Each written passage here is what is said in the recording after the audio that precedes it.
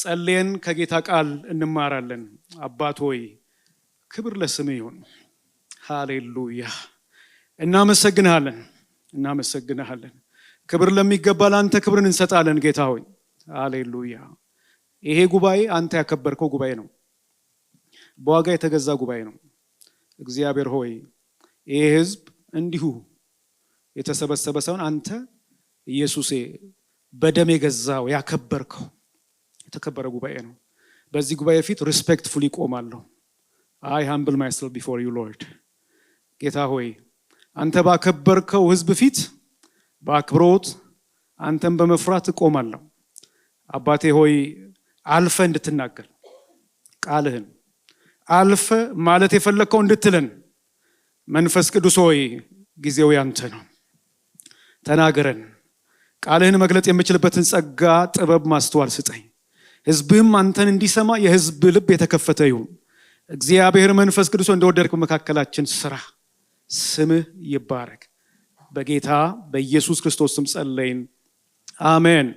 እንግዲህ ባለፈው ሳምንት የጀመርነውን ትምህርት ዛሬ እናጠቃላለን። የዘዳግምን መጽሐፍ እየተማርን ያለነው ባለፈው ሳምንት የነበራችሁ ታስታውሳላችሁ።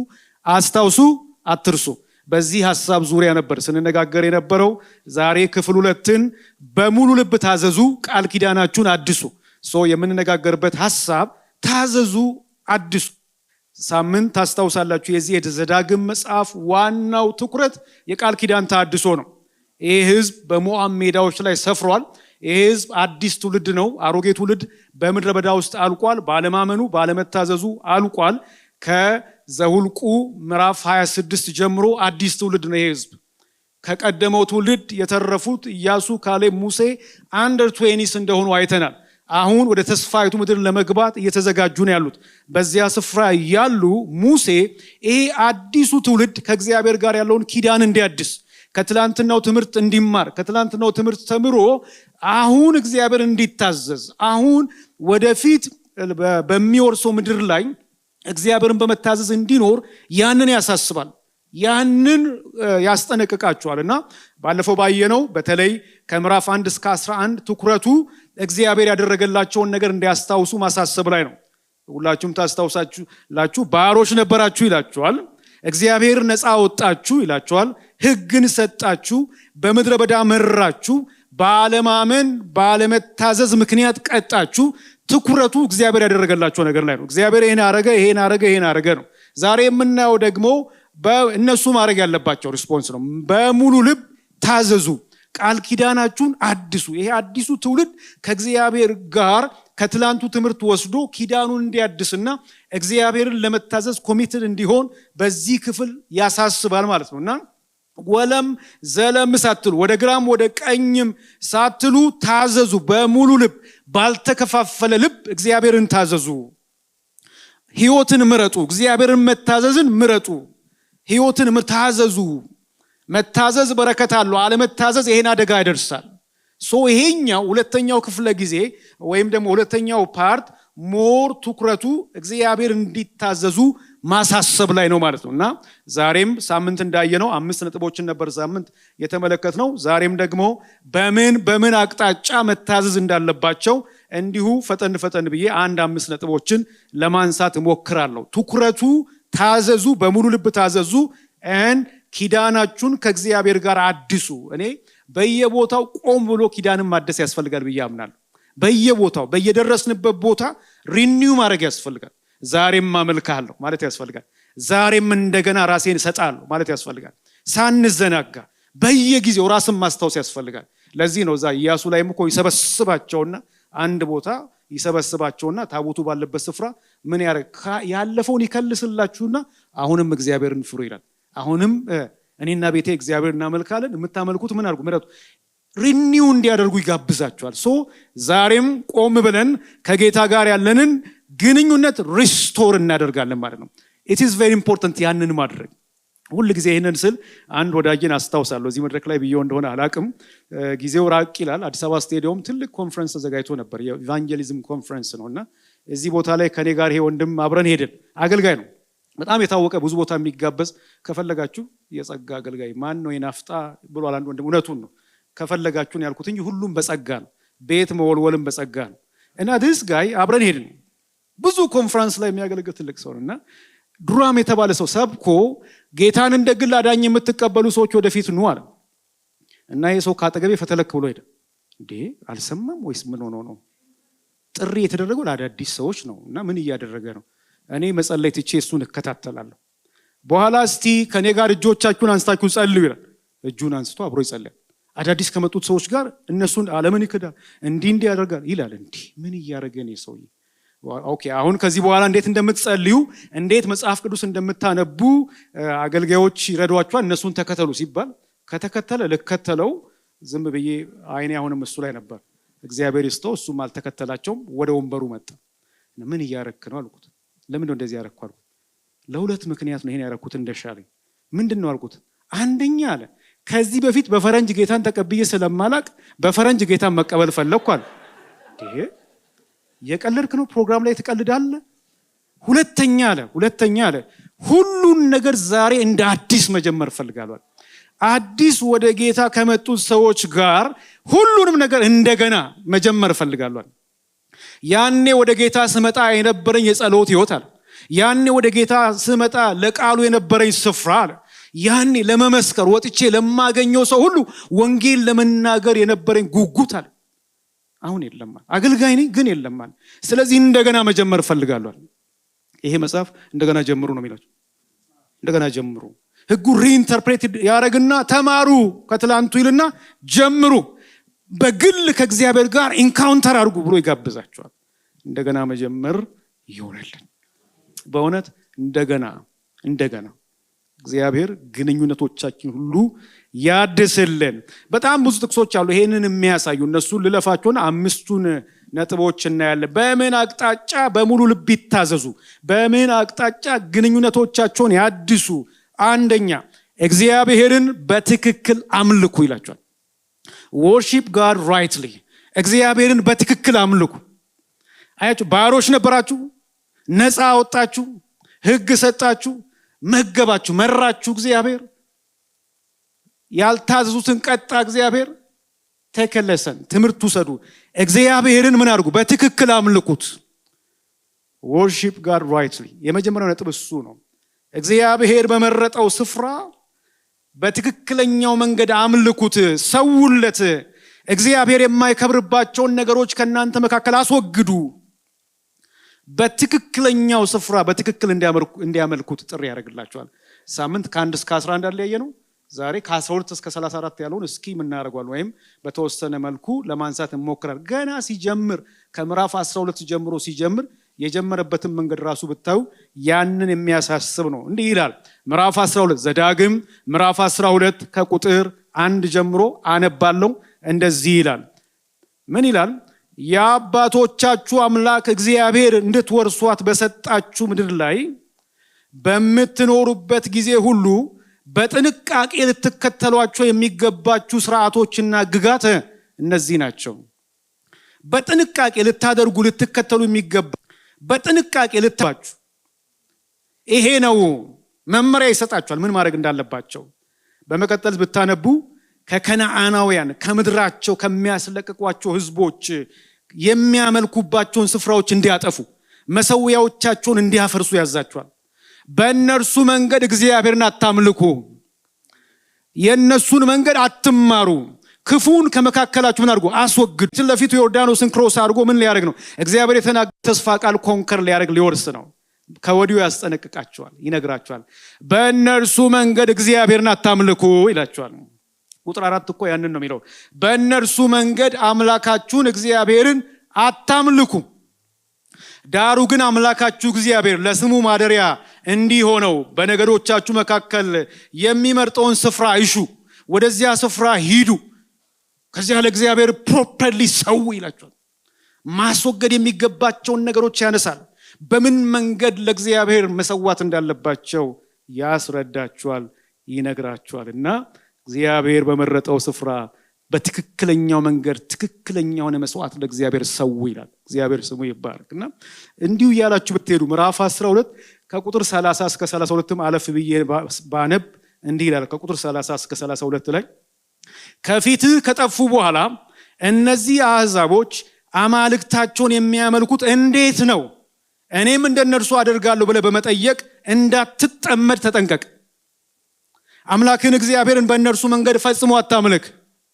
ምክንያቱም አማልክታቸውን ሲያመልኩ እግዚአብሔር የሚጸየፈውን ሁሉንም አይነት ነገር ያደርጋሉና ወንዶችና ሴቶች ልጆቻቸውን እንኳ ለአማልክቶቻቸው መስዋዕት አድርገው ያቃጥላሉ። እኔ ያዘዝኩን ሁሉ ጠብቅ፣ አትጨምርበት፣ አትቀንስለት ይላል። እግዚአብሔር ይመስገን። It's very clear. You're different. የተለያችሁ ናችሁ። እናንተ የተለያችሁ ስለሆናችሁ don't copy them. እነሱን ኮፒ አታርጉ።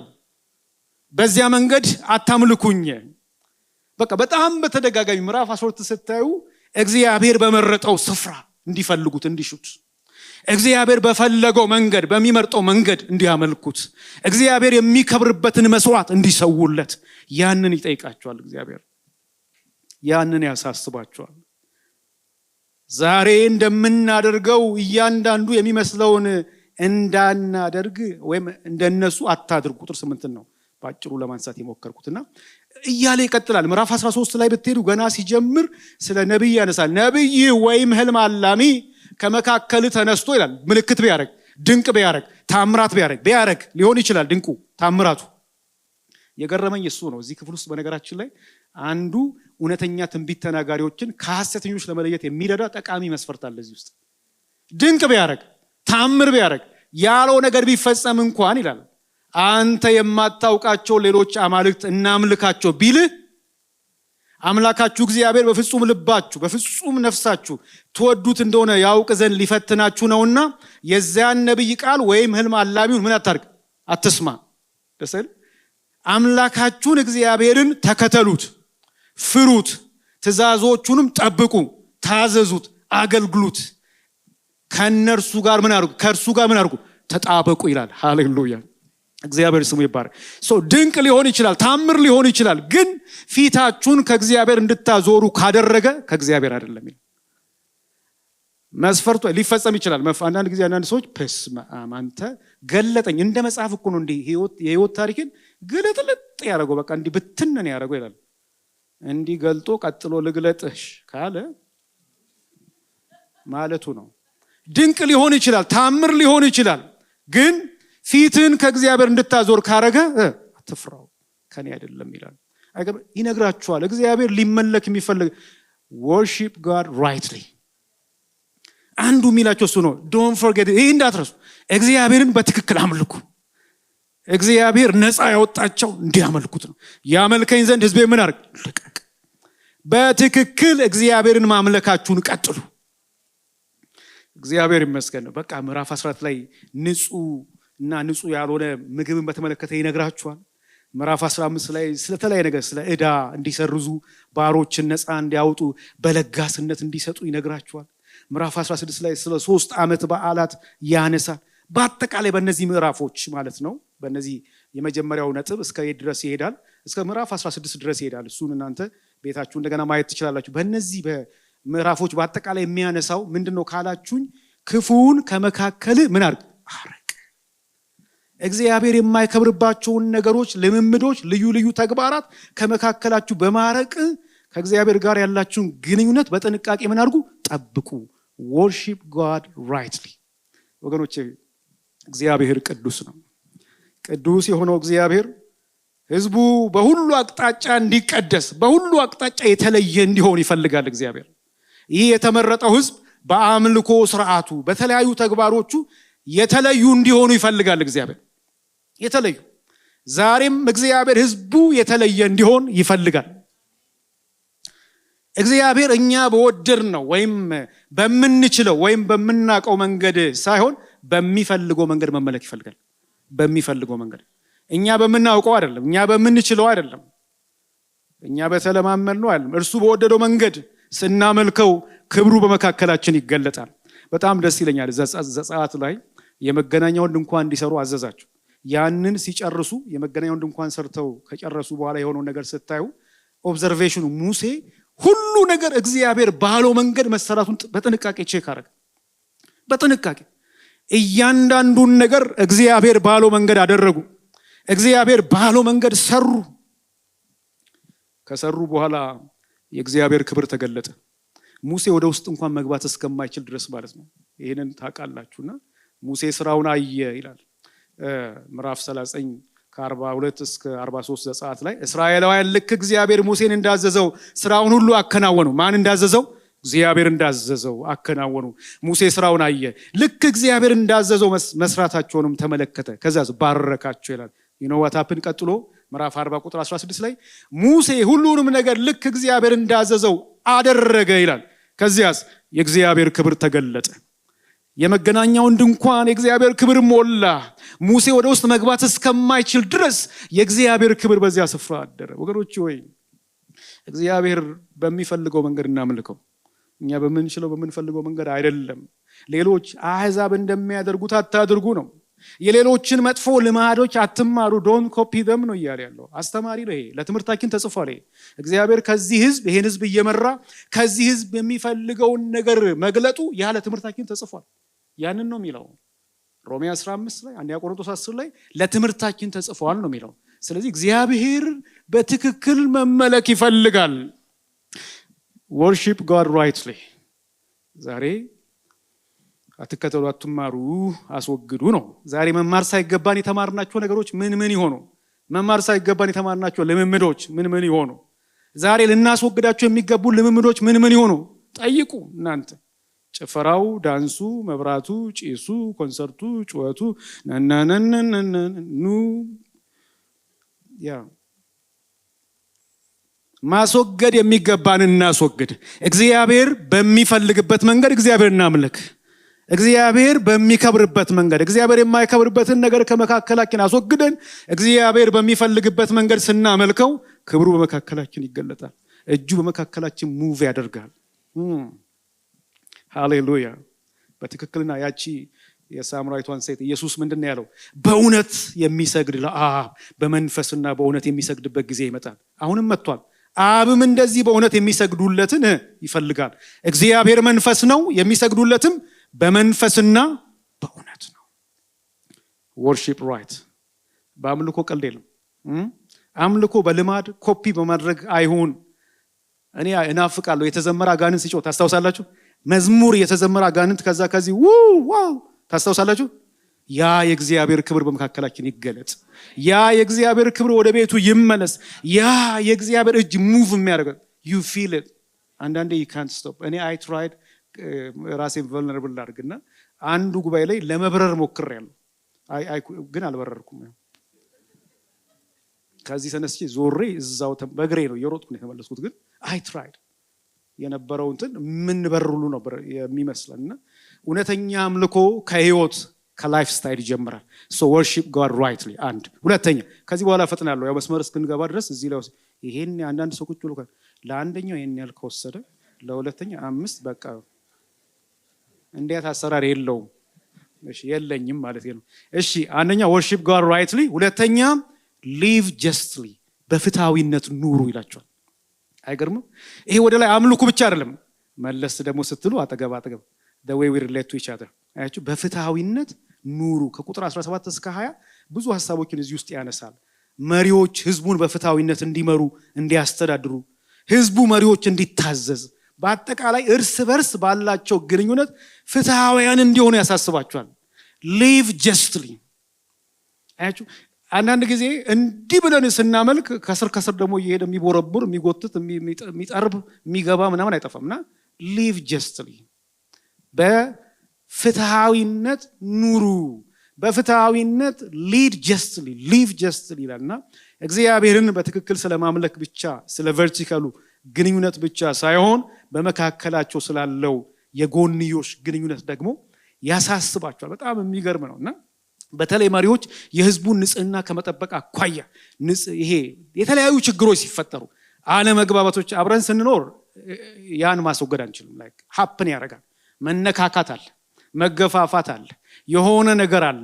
ለተመሳሳይ ዓላማ ተሰማርተን እየሰራን መነካካት አለ፣ መገጫጨት አለ ማለት ነውና ያንን በምን መንገድ ሶልቭ እያደረጉ ወደፊት መቀጠል እንዳለባቸው እንዳይደናቀፉ በዛ ተይዘው እንዳይቀሩ ያንን እንዴት እየፈቱ እንደ እግዚአብሔር ህዝብ መኖር እንዳለባቸው ያሳስባቸዋል። live justly ጀስት የሆነ ኑሮ እና ይሄ አንዳንድ ጥቅሶችን እዚህም ላይ ማየት እንችላለንና ለምሳሌ ምዕራፍ 17 ላይ ሄዳችሁ ማየት ትችላላችሁ። ይሄ ኦፍ ኮርስ ከምዕራፍ 17 እስከ 20 የተለያዩ ርዕሰ ጉዳዮች እዚህ ውስጥ ቢነሱም እንደው አንዱ ይሄ ሊሆን ይችላል ማለት ይቻላል። መታዘዝ ሲገባቸው እግዚአብሔር በሚሰጣቸው ከተማ ኪዳኑን አፍርሶ ባዕድ አማልክት የሚያመልክ ቢኖር ይላል ነገሩን በጥንቃቄ መርምሮ ከዛስ በሁለት ወይም በሶስት ምስክር ከተረጋገጠ ያ ሰው እስኪሞት ምን አድርግ እርምጃ ወሰዱ ይላል። ያልተገባ ነገር የሚያሾልክ ማለት ነው። በሚገባ አምልኮ አይደል ያለው worship God rightly አይደል ያለው ያንን የሚያውክ ያንን የጉባኤውን ቅድስና አንድነት ህብረት የሚረብሽ ነገር ደግሞ ሲኖር በጥንቃቄ አድርጎ ማለት በሁለት ወይ በሶስት ምስክር ምዕራፍ 17 ከ2 እስከ 7 ስታዩ ያንን ካረጋገጣችሁ በኋላ የህዝቡን ንጽህና ቅድስና ከመጠበቅ ጋር አያይዞ መውሰድ ያለባቸውን ውሳኔ ያንን ያነሳል ማለት ነው። በጥንቃቄ መውሰድ እንዳለባቸው ይነግራቸዋል። እግዚአብሔር ወደሚሰጣችሁ ምድር ከገባችሁ በኋላ በዙሪያቸው እንዳሉት ህዝብ ደግሞ ንጉስ ማንገስ ከፈለጋችሁ ምዕራፍ 17 ላይ ይሄን ክራይቴሪያ ተከተሉ ይላቸዋል። ምን አይነት መስፈርት መከተል እንዳለባቸው ያንን ይነግራቸዋል። ብዙ ወርቅ አይኑረው፣ ብዙ ፈረሶች፣ ብዙ ሚስት አያግባ። መሪ ወደፊት የምትፈልጉ ከሆነ እንዲሆን ክራይቴሪያው ያ የሚመራቸው በአግባቡ የሚያስተዳድራቸው ምን መሆን እንዳለበት ያነሳል። ምዕራፍ 18 ላይ የካህናት ርስት በተመለከተ ያነሳል። እንዲያገለግሉት እግዚአብሔር እንደመረጣቸው እነሱም ፕሮፐርሊ ለነሱ ማድረግ ያለባቸውን ነገር ያነሳል። ምዕራፍ 18 ከ9 እስከ 13 አሕዛብ የሚፈጽሙትን አጸያፊ መንገዶች አትከተሉ፣ የነሱን ድርጊት አትከተሉ ይላል። ለምሳሌ ልጅን በሰዓት የሚሰዋ ሟርተኛ፣ መተተኛ፣ ሞራ ገላጭ፣ ጠንቋይ፣ ድግምት እነዚህን ኮፒ አታድርጉ። እግዚአብሔር ከመካከላችሁ ምን ያስነሳላችኋል? ነብይ ያስነሳላችኋል። ይሄ ታዋቂ ነው። ምዕራፍ 18 ላይ እንደኔ ያለ ነብይ ምን ያደርግላችኋል? ከቁጥር 15 እስከ 22 ድረስ ስታዩ እግዚአብሔር እንዲህ አለኝ እንደኔ ያለ እንዲህ ይላል። እግዚአብሔር እንዲህ አለኝ የተናገሩት መልካም ነው። ከወንድሞቻችሁ መካከል እንዳንተ ያለ ነብይ አስነሳላችኋለሁ። ቃሌን በአፉ አደርጋለሁ፣ የማዘውን ሁሉ ይነግራችኋል። ማንም ሰው ነብይ በስሜ የሚናገረውን ቃሌን ባይሰማ እኔ ራሴ በተጠያቂነት ምን አደርገዋለሁ? ይይዘዋለሁ ይላልና ሙሴ እንደ አሕዛብ መተተኞች፣ ሟርተኞች አትስሙ፣ ከገዛ ወገኖቻችሁ መካከል እግዚአብሔር ምን ያደርጋል? እንደኔ ያለ ነብይ ምን ያስነሳላችኋል ይላል። በእርግጥ ይሄ ብዙ አመለካከቶች አሉ እዚህ ላይ። ማን ነው ይሄ? ማንን ነው የሚያሳየው የሚለው ሙስሊሞች ነብዩ መሐመድን ነው የሚያሳየው ይላሉ። ይሄን ሲፈቱ አንዳንድ የተለያዩ አመለካከቶች አሉ። አንዳንዶች ወደፊት የሚነሳን አንድ ግለሰብ ሳይሆን ይሄ ፕሮፌቲክ ላይኑን እግዚአብሔር የሚገለጥበትን የሚጠቀምበትን ፕሮፌቲክ ላይን ፕሮፌትስን ሁሉ ሊያሳይ ይችላል። አይ ኢያሱን ያሳያል አመለካከቶች አሉ። አብዛኛዎቹ የሚስማሙት ግን መጨረሻ ላይ አዲስ ኪዳን ላይ ይሄ ጥቅስ ከኢየሱስ ክርስቶስ ጋር ተያይዞ ኢየሱስን እንደሚያሳይ ሁለት ጥቅስ ልሰጣችሁ እችላለሁ። የሐዋርያት ሥራ 3:22 እስከ 23 ላይ እና ምዕራፍ 7 ቁጥር 37 ላይ ምን ይላል? ሙሴም እንዲህ ብሏል፣ ጌታ አምላካችሁ ከእናንተው መካከል እንደኔ ያለ ነብይ ያስነሳላችኋል። እርሱ የሚነግራችሁን ሁሉ ምን አድርጉ? ስሙት። ይህን ነብይ የማትሰማ ነፍስ ሁሉ ከህዝቡ መካከል ተለይታ ምን ታርግ ይላል? ይጥፋ ይላል። ይሄንን ኮት አድርገው ለኢየሱስ አፕላይ ስላደረጉ ይሄ በኢየሱስ እንደተፈጸመ ያሳያል ማለት ነው። በጥቅሉ የእስራኤል ህዝብ እንደ አሕዛብ ሟርተኞችን፣ ድገምተኞችን፣ ጠንቋዮችን ልታሳድዱ ልትሰሙ አይገባም። እግዚአብሔር ከእናንተ መካከል ምን ያስነሳል? የታመነ ነብይ እንደኔ ያለ ነብይ ያስነሳላችኋል በማለት ይነግራችኋል። ኦቨርኦል እርስ በርስ ባላቸው ግንኙነት እርስ ባላቸው ሪሌሽንሺፕ ፍትሃውያን እንዲሆኑ አንዱ አንዱን እንዳይጎዳ የህዝቡን አንድነት ህብረት የሚጎዳን ነገር በጊዜ እርምጃ እንዲወስዱ ለምሳሌ ምዕራፍ 19 ሳያቅድ ሰው የገደለ እንዲሸሽባቸው የመማፀኛ ከተሞች መስራት እንዳለባቸው ያን ያነሳል። ለጦርነት ከመውጣት ጋር የተያያዘ ህግ ይሰጣቸዋል እና በጥቅሉ ከ17 እስከ 20 የተለያዩ ርዕሰ ጉዳዮችን ቢዳስስም ዋናው ትኩረት በመካከላቸው ሊኖር የሚገባ ስርዓትን ነው የሚያነሳው ነው። ፍትህን በተመለከተ ነው የሚያነሳው። ከምድሪቱ እንደምታስወጡት አይነት ህዝብ አትሁኑ ነው። መሪዎቻችሁን ስሙ ነው። እርስ በርሳችሁ ምን አለ ይሄ አንድነቱን የሚያበላሽን ነገር ዶንት ኮምፕሮማይዝ አታርጉ ነው። ለዚህ ነው worship God rightly ያል አንደኛ፣ ሁለተኛ live justly በፍትሃዊነት ፍትሃዊነት ኑሩ። እግዚአብሔርን በትክክል እያመለክን ለመሆኑ አንዱ ትክክለኛ መገለጫ ምንድን ነው? the way we relate to one another። ከኔ ጋር ናችሁ? አሜን ነው። እንቀጥል። እርስ በርሳችን በሰላም በፍቅር በመቀባበል በአግባቡ ሪሌት ማድረግ አለብን ነው ሁለተኛው ፖይንቴ ማለት ነው። መሪዎች ህዝቡን በአግባቡ ፍትሃዊ በሆነ መልኩ ያለምንም አድሎ መምራት ማስተዳደር ይገባቸዋል። ህዝቡም መሪዎችን ማክበርና መታዘዝ ይኖርበታል ማለት ነው። እንደ እግዚአብሔር ህዝብ እንዲህ ልንኖር ይገባል። ይሄ እንደውም ትንሽ ጫን ልበል። ቤተ ክርስቲያን ተሰብስበን የምንዘምርበት የምንሰበክበት ቦታ ብቻ ሳይሆን ምንድነው እሱ ካላችሁ እርስ በርስ የምንገጻጸጽበትም ስፍራ ነው። ተስማማላችሁ ከኔ ጋር? የምንተያይበት ማለት እርስ በርስ የምንገጻጸጽበት መሪዎቻችንን ሪስፔክት ማድረግ እንዳለብን እዚህ ውስጥ ያነሳል። አንድ ብቻ ላምብላችሁ። ምዕራፍ 17 ከ11 እስከ 13 ላይ እንዲህ ይላል፣ በሚያስተምሩ ህግን በሚሰጡ መመሪያዎች መሰረት ፈጽም፣ እነርሱ ከሚነግሩ ቀኝም ግራም አትበል። አምላክን እግዚአብሔርን ለማገልገል በዚያ የሚቆመውን ካህን ወይም ዳኛ የሚንቅ ምን ይሁን? ይገደል ይላል። ከእስራኤልም መካከል ክፉን አስወግድ።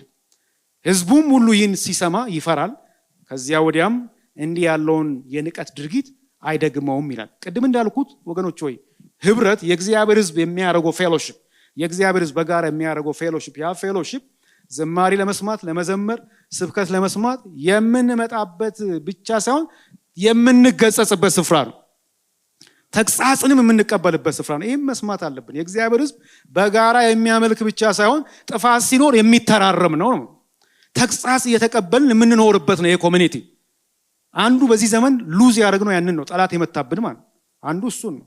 የሥነ ስርዓት እርምጃ አንዱ ከቤተ ክርስቲያን ውስጥ የተመታ ነው። አንድን ሰው ዲሲፕሊን ለማድረግ ስትሞክሩ እዚህ ዲሲፕሊን ብታደርጉት እዛ ሄዶ አለቃ ይሆናል።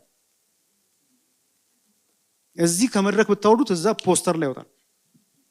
አትቆጣጠሩኝም፣ አትችሉኝም፣ ከፍ ብዬ የምበር ሰው ነኝ ይላል። ዛሬ ለመመራት ምን ያህል ምቹ ፍቃደኞች ነን? ሰዎች ያሉበት ስፍራ የሆነ ያልተመቻቸው ነገር ካለ የጎረበጣቸው ነገር ካለ በጨረታው አይገደዱም። እጥፍ እንደ ሜኑ ነው። እንደዚህ እያዩ የት ልሂድ? ቸርች እንደ ሜኑ እንዲያየን የምናደርገው አይደለም። ኮሚትመንት አለ። እሱን ነው የሚላቸው። ወርሺፕ ጋር ራይትሊ ካለ በኋላ live justly. that is how we relate to each other. that's how we live together. እሱን ነው የሚያነሳው እና በጣም በእግዚአብሔር ህዝብ መካከል ይኖር ስለሚገባ አኗኗር ያን ነው የሚያነሳው። ያን የሚመለከት ሐሳብ ያነሳል እና ኑሮን ከሚያበላሹ እርስ በርስ እንዳንግባባ ከሚያደርጉ ትምህርቶች፣ መልእክቶች ልንጠበቅ ይገባናል። አንዳንዱ ትምህርት አያግባባም አይደል? ያ እስራኤላውያን የህብረታቸው የአንድነታቸው ጠንቅ ሊሆኑ የሚችሉትን ሐሰተኞች ነቢያት እንዳትሰሙ ይላል። ዛሬ እኮ አንዳንዱ ህብረት የሚፈርሰው በምንሰማው ነገር ነው። በምንሰማው ነገር ነው። ከእግዚአብሔር የሆነ መልእክት አንድ ያደርጋል፣ ያንበረክካል። ሂድ ይቅርታ ጠይቆ ነው የሚያስብለው። እስካሁን እዚሁ ነው ምን ትጠብቃለህ አይልም። አም ሲሪየስ፣ እውነቴን ነው የምላችሁ። በእውነት ፈውስ ይሁንልን፣ መመለስ ይሁንልን። ይሄ ስፍራ ላይክ መጽሐፍ ቅዱስን የምንሰማበት ስብከት፣ ዝማሬ የምናደርግ ብቻ የምንተራረምበትም ነው፣ የምንገጻጸጽበትም ነው። live justly ይላል። የተጎዳውን ምን የምናደርግበትም ነው። ላይክ ያጠፋውን የምናርምበትም ነው፣ የምንተራረምበትም ስፍራ ነው። ለዚህ ሀምብል ልብ እግዚአብሔር ይስጠን። በእውነት አይ ኢንካሬጅ ዩ ከማያግባባ ትምህርት ተጠበቁ። አንዳንዱ ትምህርት አሁን ያው ሰው ነው ብዙ ስብከቱ ያው መድረኩን የሞላው ትጠረምሳለህ፣ ትበራለህ። እንደ ወራጅ እንኳን አይባልም። ኔጌቲቭ ቃል ካፍ እንዳይወጣ እና ከታክሲ ለመውረድ እንኳን እዚህ ታክሲ ካልረሳችሁ ማለት ነውና ወራጅ አትሉም። ከፍ አድርገኝ ረዳት፣ እዚህ ጋር ከፍ አድርገኝ እና እንዴ ታክሲ ውስጥ ገብቶ አንዱ ረዳት ከፍ አድርገኝ እዚህ ሲል ሹፌር ትንሽ ከፍ በልለት አሳለፈው። ኧረ እባክህ ረዳት ከፍ አድርገኝ። ምንድነው አስሬ ከፍ አድርገኝ የምትለው? ወይ ውረድ። ግራ ሲገባው እንዲህ አይቶ ወራጅ አለ ትላታለ። አንዳንዱ ትምህርት አያግባባቸውም። ራሱ ከሰው ጋር ሪሌት እንድታደርጉ አያረጋቸውም። የምንማረው ትምህርት አንዱ ጤናማነቱ መገለጫው ካግባባን ነው። ያግባባን አብሮ እንድንኖር ያደርገናል። እግዚአብሔር ይመስገን። live justly ባጭሩ እንደ ቃሉ አብረን እንኑር፣ እንመላለስ ነው። እንደ ቃሉ ያልሆነ ያልተገባ ምልልስ ፍትሃዊ ተገቢ በሆነ መልኩ ይታረም ነው። ሲታረም እንታረም ነው። በቃ ሶስተኛ ጋር እንሂዳ። ሬዲ ናችሁ? ሶስተኛ act with compassion ለሌሎች በመራራት በመተሳሰብ ኑሩ። አያችሁ? worship God rightly, live justly ፍትሃዊ በሆነ መንገድ ኑሩ። and then what? act with compassion ለሌሎች በመራራት በመተሳሰብ ኑሩ። ከምዕራፍ 21 እስከ 26 ብታዩ ብዙ ቲሞች ቢኖሩም አንዱ የሚያተኩረው ራሩ፣ አንዱ ለአንዱ ይራራ፣ ተሳሰቡ፣ ተደጋገፉ፣ ኮምፓሽን አሳዩ ይላል። ወገኖች እንደዛ ካልሆነ አንዘልቀው። ይሄ we are not home ብሮክን በሆነ ዓለም ውስጥ ነው የምንኖረው። ብዙ ከባድ ነገሮች አሉ በዙሪያችን፣ የሚያደክሙ፣ የሚያዝሉ፣ የሚጎትቱ አሉ። ምን አርጉ ይላል? ተደጋገፉ፣ አንዳችሁ ለአንዳችሁ ምን አርጉ? ራሩ። ርህራሄ ያለ በመካከላችን እና ይሄ በጣም ይገርመኛል። ቁጥር 21 ምዕራፍ 21 ቁጥር 9 ላይ አንተም በእግዚአብሔር ፊት ቀና የሆነውን ስታደርግ የንጹህን ደም የማፍሰስ በደልን ከመካከል ታስወግዳለህ። እዚህ ጋር ደመከልብ ለሆነ ሰው እንኳን በእግዚአብሔር ፊት ቀና የሆነ ነገር ማድረግ እንደሚጠበቅባችሁ ያነሳል። ዝም ብሎ ደመከልብ ሆኖ ለወደቀ አንስታችሁ ዱ ሰምቲንግ። ምዕራፍ 22 ከ1 እስከ 4 የወንድም አህያ ወይም በሬ መንገድ ላይ ወድቆ ብታየው በእግሩ እንዲቆምለት እርዳው እንጂ አልፈው አትሂድ። አሁን ከልኛ ሩቅ ይመስላል። አትለፈው፣ እየተቸገረ ነው። መንገድ ላይ ወድቆ ብታየው በእግሩ እንዲቆምለት ምን አድርገው? እርዳው፣ አልፈው አትሂድ። መተላለፍ በበዛበት በዚህ ዘመን ይሄ በጣም አስፈላጊ ነው። መተሳሰብ፣ መረዳዳት፣ መተጋገዝ ምን ያህል አስፈላጊ እንደሆነ በተለያየ መንገድ ይገልጣል። እዚህ ውስጥ ምዕራፍ 23 ከ19 እስከ 20 የገንዘብ የእህል ወይም የማንኛውም ነገር ወለድ ለማግኘት ለወንድም በወለድ አታበድር። እግዚአብሔር እንዲባርክ ለእስራኤል ወንድም በወለድ አታበድረው። ምንድነው ይሄ? have compassion, act with compassion። አላስፈላጊ አድቫንቴጅ ወንድም ላይ አትውሰድ። አላስፈላጊ አድቫንቴጅ ላይ አትውሰድ ነው። በተቸገሩት ላይ አላስፈላጊ አድቫንቴጅ አትውሰድባቸው ነው። እና የገረመኝ እዚህ ጋር እንደው ብታበድረው ይላል ምዕራፍ 24 ከ10 እስከ 13 ላይ ምንድነው የሚለው? ለባልንጀራ አንድ ነገር ቢያበድር ማለት ነው። ሰውየው ደሃ ከሆነ መያዣውን ካንተ ዘንድ አታሳድርበት፣ ማታ ላይ ምን አድርግ? መልስለት ይላል። ከበረደው ወደ እግዚአብሔር ቢጮ እግዚአብሔር ይሰማል። so just give him back። ምን አይነት ኮምፓሽን ነው? ማስያዣ ተቀብሎ ቢሰጠው መመለስ ባይችል ማታ ላይ መልስለት ያን የሚለብሰው። ምን አይነት በመካከላቸው ሊኖር ስለሚገባ ነገር ያነሳል። እንደውም ወደ ተበዳሪ ቤት አትግባ ይላል። humiliated እንዳይሆን ማለት አትግባ። እና በጥንቃቄ የሚለብሰው ልብስ አጥቶ በብርድ ሲጠበስ እንዳያድር ምን አድርግ? መልስለት ይላል። ወደ እግዚአብሔር ከጮህ እግዚአብሔር ይሰማል። ደሃና ችግረኛ የሆነ የምንዳ ሰራተኛ በከተሞች በአንዲቱ የሚኖር መጻተኛን አትበዝብዘው። የሰራበትን ሂሳብ በእለቱ ፀሐይ ሳትጠልቅ ክፈለው። ደሃ በመሆኑ በጉጉት ይጠባበቀዋልና ያለበለዚያ ወደ እግዚአብሔር ይጮህና ኃጢአት ይሆንባል። 24 ከ14 እስከ 15 በተገቢው ሰዓት ክፈለው ይላል። ጉልበትን ያለ አግባብ አትበዝብዝ ይላል። አቤት እንዲሁ በቀጥል ደስ ይለኛል። ግን ዝም ብዬ አንድ ጥቅስ ጠቅሼ ልለፍ። 24 ከ19 እስከ 22 የእርሻን ሰብል በምታጭድበት ጊዜ ተረስቶ የቀረ ነዶ ቢኖር ያን ለመውሰድ ተመልሰህ አትሂድ። አምላክ እግዚአብሔር በእጅ ስራ ሁሉ እንዲባርክ ነዶውን ለማጻተኛው አባት ለሌለውና ለመበለቲቱ ምን አድርግ? ተወው። በግብጽ ባሪያ እንደነበርክ አስታውስ። ይህን እንድታደርግ ያዘዝኩ ለዚህ ነው። አስታውስ። just live it። ተውለት። ለድሃ አደጉ አባት ለሌለው ለመበለቲቱ ተመልሰህ እንትን አታርግ። እንደውም ቃርሚያ የተረሳ ነዶ ተወው።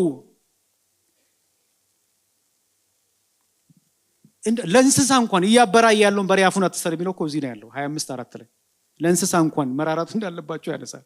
እና በአጠቃላይ በዚህ ክፍል ወደ ተስፋይቱ ምድር ከገቡ በኋላ እንዴት እርስ በርስ መደጋገፍ እንዳለባቸው፣ እንዴት መተሳሰብ እንዳለባቸው ያነሳል ማለት ነው። በመተሳሰብ ኑሩ ነው የሚለው። መቼም ይሄ ርህራሄ ያሳዩ ይላል። እርስ በርስ አንዳችሁ ለአንዱ። ይህ ለትምህርታችን ተጽፏል። የእግዚአብሔር ሕዝብ ጨካኝ ሕዝብ አይደለም ወገኖች። በጣም ጊዜው ከፋ። አሁን በጣም ምን ያህል የስግብግብነት መንፈስ እዛ መንፈስ ያው ይፈለሰፋል መድረክ ላይ ብዙ እኔም አንድ ላዋጣ መሰለኝ በቃ የስግብግብነት መንፈስ እውነት ያ እግዚአብሔር ይምታው። የእግዚአብሔር ሕዝብ የሚተሳሰብ የሚተያይ የሚደጋገፍ አይገርማችሁም? እሺ ልምጣ። በዚህ ዘመን በቤተ ክርስቲያን ውስጥ ምን ያህል እውነተኛ ህብረት አለ? በምንም ላይ ያልተመሰረተ እውነተኛ ጄኒውን ህብረት አለን ወይ? I'm not referring to one specific church as a whole as a Christian። በዘር ላይ ያልተመሰረተ በስታተስ በክላስ ላይ ያልተመሰረተ ንጹህ ጄኒውን ህብረት አለ በኢቫንጀሊካልስ መካከል? የጥንቷን ቤተ ክርስቲያን ስታዩ የሐዋርያ ሥራ ምዕራፍ 2 ቁጥር 42 ላይ በሐዋርያ ትምህርት በህብረት በጸሎት እንጀራን በመቁረስ ምን ያደርጉ ነበር? ይተጉ ነበር ይላል። አንዱ የሚተጉበት ነገር ምንድነው? እሱ በህብረት ፌሎሺፕ ማለት ነው። ይሄ ማለት ያለው ያመጣው የሌለው ቋሚ ተሰላፊ ነው። ተጠባባቂ እንኳን አይደለም። ተቀይሮ የሚገባ አይደለም። ዋና ነው። ደስ እያለው ነው የሚመታው። ምንም አሜን፣ ምንም ሳይሸማቀቅ ሳይሰማው ማለት ነው። እግዚአብሔር ይመስገን። በዚህ ህብረት ስግብግብነት እግዚአብሔር ይምታው። ሁላችንም ቤት አይደለም ያለ ነው። ይህ የምድር ኑሮ ጊዜያዊ የሆነ የድንኳን ኑሮ ነው። ከምድር ጋር በመጋባት በመጣበቅ ወንድሞቻችንና እህቶቻችንን ቸል ልንል አይገባንም።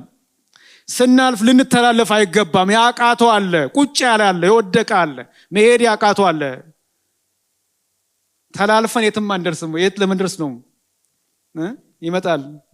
ይመጣል እሱም ተሸክሞ ያመጣዋል። ሃሌሉያ። እንተዛዘን፣ እንተሳሰብ፣ እንደጋገፍ፣ እንተያይ። ፌሎሺፕ ጄኒውን ፌሎሺፕ በእኛ መካከል አለ ወይ? that is the question።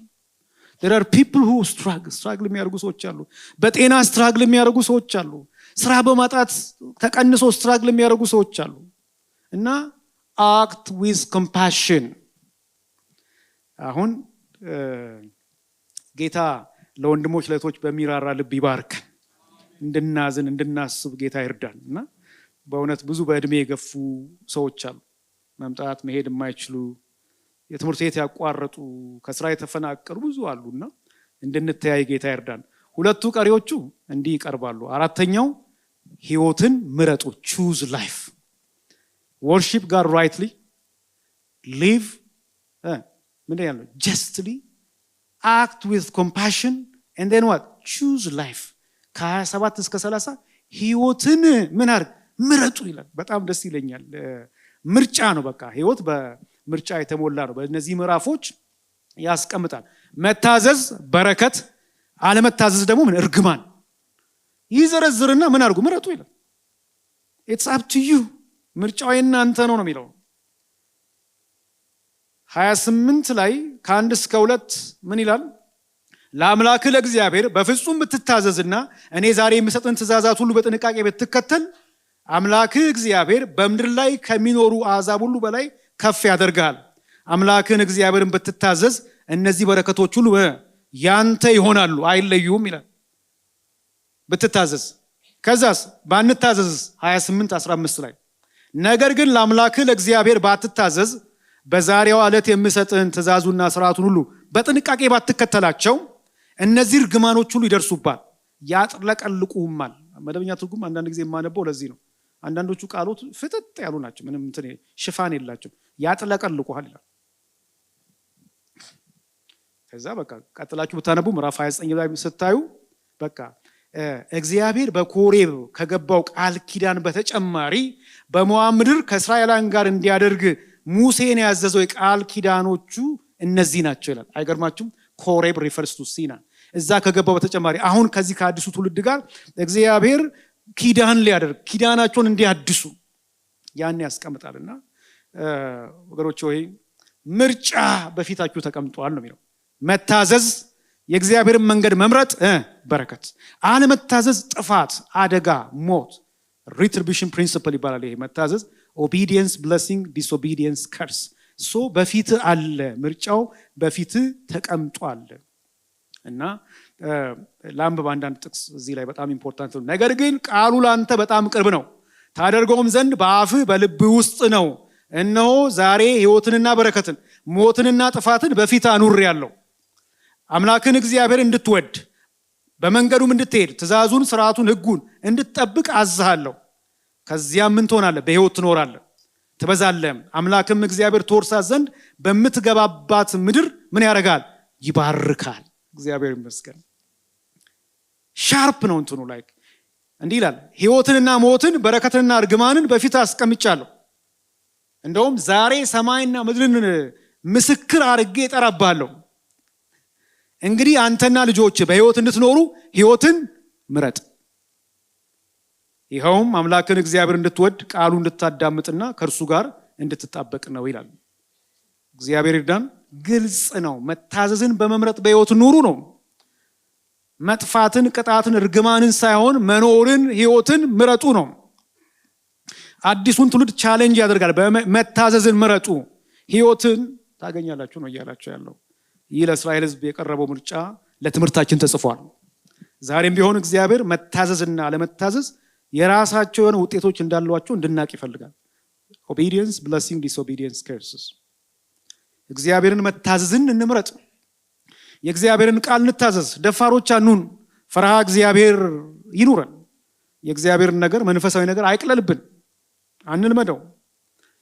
እግዚአብሔርን መርጠን በህይወት እንኖር። የእግዚአብሔርን መንገድ መርጠን በህይወት እንኑር።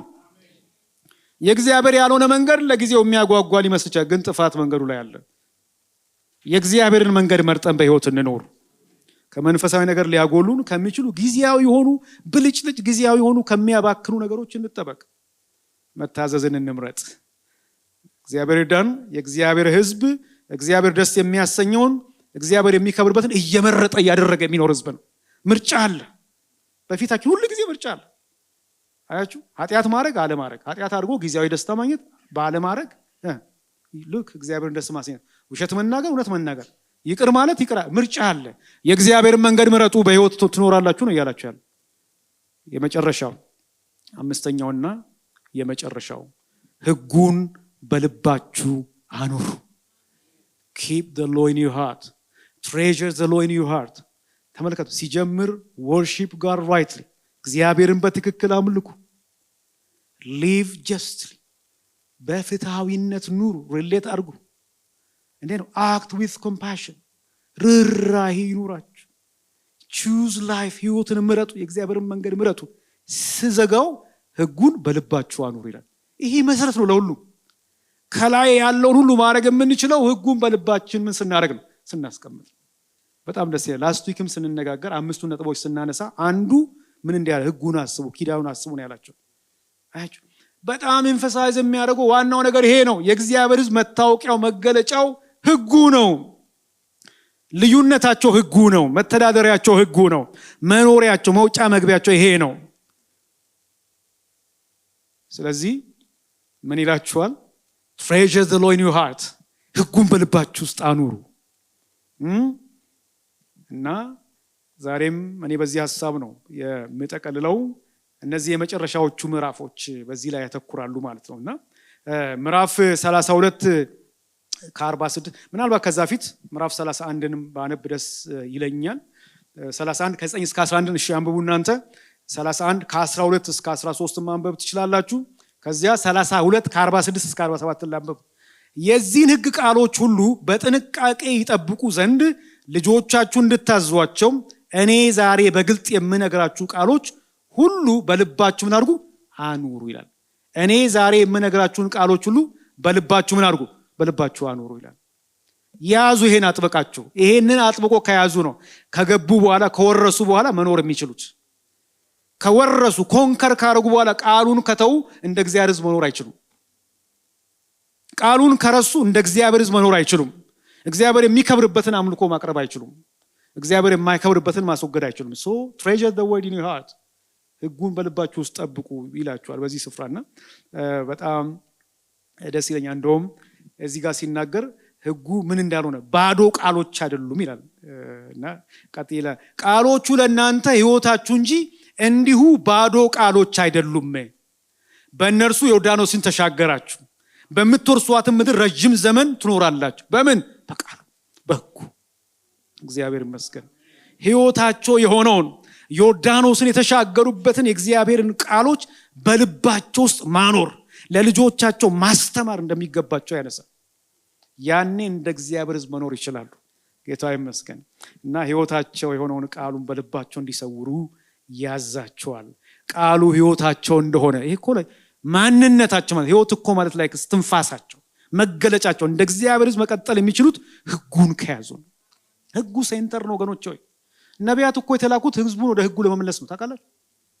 የነቢያት አገልግሎት እኮ ይዝዋል ሕጉን ማስከበር እኮ ነው። ፖሊስ ሜን ኦፍ ዘ ሎ ናቸው። የሕግ አስከባሪዎች ናቸው። ከኔ ጋር የሕግ አስከባሪ። ከሕግ የሚያፋታ ትንቢት ከእግዚአብሔር አለ። ከእግዚአብሔር የሆነ ትንቢት ወደ ሕጉ ያመጣል። አሜን። ለምንድን ነው ዛሬ ትንቢት ነው? አሜን። የቀረውን ሐሙስ ነውና እናነሳለን። ይሄንን ጥሩ ማስታወቂያ በዚህ ላጓጓቸው ብዬ ነው። እና የእግዚአብሔር ቃል ባዶ ቃል ሳይሆን ሕይወታችን ነው። ሃሌሉያ። እዚህ የደረስነው በእግዚአብሔር ቃል ነው። በእግዚአብሔር ቃል ብዙ አስቸጋሪ ጊዜያትን አልፈናል፣ ተሻግረናል። እግዚአብሔር በቃሎቹ መርቶናል። እግዚአብሔር በቃሉ እያጽናና ተስፋችንን እያደሰ እያለመለመ ድል እየሰጠን ብዙ አስቸጋሪ ቀናትን አሳልፎናል። ስሙ ይባረክ። እና እንዴት እንዲህ አለች፣ የእግዚአብሔር ቃል እኮ እኛ እንዳቃለል ነው አይደለም አለች። እሷ እንዴት በእግዚአብሔር ቃል በጥቅስ እንዴት እንደወለደች መስከራ ማለት በጥቅስ እየተናገረች ማለት ነው። ሐኪሞች እስቲ በያን ጥቅስ እያሉ ነው ነርሶች እንትን ያሏት።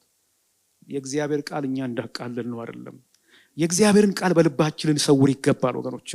በዚህ መጨረስ ደስ ይለኛል። ምክንያቱም እግዚአብሔርን በመታዘዝ እሱን ደስ የሚያሰኝ ሕይወት ለመኖር ቃሉን በልባችን ልንሰውር ይገባል። መዝሙረኛው ያለውን ታስታውሳላችሁ። አንተ እንዳልበድልህ ቃልን በልቤ ምን አደረኩ? ሰወርኩ አለ። ሃሌሉያ። ቃሉ ይቀድሳል። ቃሉ በጽድቅ ያኖራል። ቃሉ ፈሪሃ እግዚአብሔርን ያስተምራል። እያንዳንዱ አማኝ የእግዚአብሔርን ቃል መስማት፣ ማንበብ፣ ማጥናት፣ መሸምደድ፣ ሚሞራይዝ ማድረግ፣ ማሰላሰል፣ መታዘዝ ይጠበቅበታል። 6 ነገር ነው ያልኩት። እንደሱ ይጠበቅብናል። ቃሉን በልባችን በማኖር ለልጆቻችን ለቀጣዩ ትውልድ በአግባቡ በማስተላለፍ ልንተጋ ይገባል። እንግዲህ ሳምንት አስታውሱ፣ አትርሱ። ለምንድን ነው ማስታወስ ያለባቸው መርሳት የሌለባቸው? እንዲታዘዙ፣ ኪዳናቸውን አድሰው እየታዘዙ እንዲኖሩ። ዛሬ ምናልን በሙሉ ልባችሁ ታዘዙ፣ ኪዳናችሁን አሉ፣ ግንኙነቶቻችሁን አድሱ። መጀመሪያ ባልኩት ሐሳብ ልጨርስ ወገኖች ሆይ። ዛሬ እንደገና መጀመር ይሁንልን። ግንኙነቶቻችንን ሪስቶር እናርግ። ቃሉን በልባችን እንሰውር።